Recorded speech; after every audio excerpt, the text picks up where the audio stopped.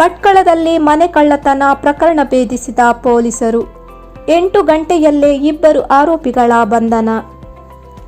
ಭಟ್ಕಳ ಪುರವರ್ಗದ ಗಣೇಶನಗರದಲ್ಲಿ ನಡೆದ ಮನೆ ಕಳ್ಳತನದ ಪ್ರಕರಣವನ್ನು ಪೊಲೀಸರು ಕೇವಲ 8 ಗಂಟೆಯೊಳಗೆ ಭೇದಿಸಿ 2 ಆರೋಪಿಗಳನ್ನು ಬಂಧಿಸುವಲ್ಲಿ ಯಶಸ್ವಿಯಾಗಿದ್ದಾರೆ.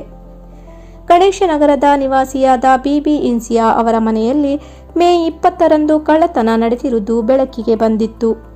ಮನೆಯ ಬೀಗ ಮುರಿದು ಒಳನುಗ್ಗಿದ ಕಳ್ಳರು ಕಪಾಟಿನಲ್ಲಿದ್ದ ಸುಮಾರು 3.49 ಲಕ್ಷ ಮೌಲ್ಯದ 24 ಗ್ರಾಂ ಚಿನ್ನಾಭರಣ ಹಾಗೂ 37,000 ನಗದು ಹಣವನ್ನು ಕಳವು ಮಾಡಿದ್ದರು. ಕಳವಾದ ಆಭರಣಗಳಲ್ಲಿ 10 ಗ್ರಾಂ ತೂಕದ 1 ಬಂಗಾರದ ನೆಕ್ಲೆಸ್ ಹಾಗೂ 14 ಗ್ರಾಂ ತೂಕದ 2 ಕಿವಿಯೋಲೆಗಳು ಸೇರಿದ್ದವು. ಘಟನೆ ಸಂಬಂಧ ಬಿಬಿ ಇನ್ಸಿಯಾ ಅವರು ಪೊಲೀಸರಿಗೆ ದೂರು ನೀಡಿದ್ದರು.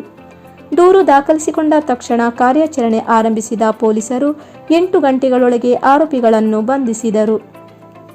ಗಣೇಶನಗರದ ಮೊಹಮ್ಮದ್ ರಹೀಲ್, ಮೊಹಮ್ಮದ್ ರೀಬಾ ಹಾಗೂ ನೌಷದ್ ಮುಖ್ತಾರ್ ಅಹಮದ್ ಹಂಚಿ ಬಂಧಿತ ಆರೋಪಿಗಳಾಗಿದ್ದಾರೆ. ವಿಚಾರಣೆ ವೇಳೆ ಆರೋಪಿಗಳು ಕಳ್ಳತನ ಮಾಡಿರುವುದನ್ನು ಒಪ್ಪಿಕೊಂಡಿದ್ದಾರೆ. ಅವರಿಂದ 17 ಗ್ರಾಂ ಚಿನ್ನಾಭರಣ ಹಾಗೂ 22,860 ನಗದು ವಶಪಡಿಸಿಕೊಳ್ಳಲಾಗಿದೆ. ನಂತರ ಆರೋಪಿಗಳನ್ನು ನ್ಯಾಯಾಲಯಕ್ಕೆ ಹಾಜರುಪಡಿಸಲಾಗಿದೆ. ಕರಾವಳಿ ಸಮಾಚಾರ ನ್ಯೂಸ್ ಬ್ಯೂರೋ.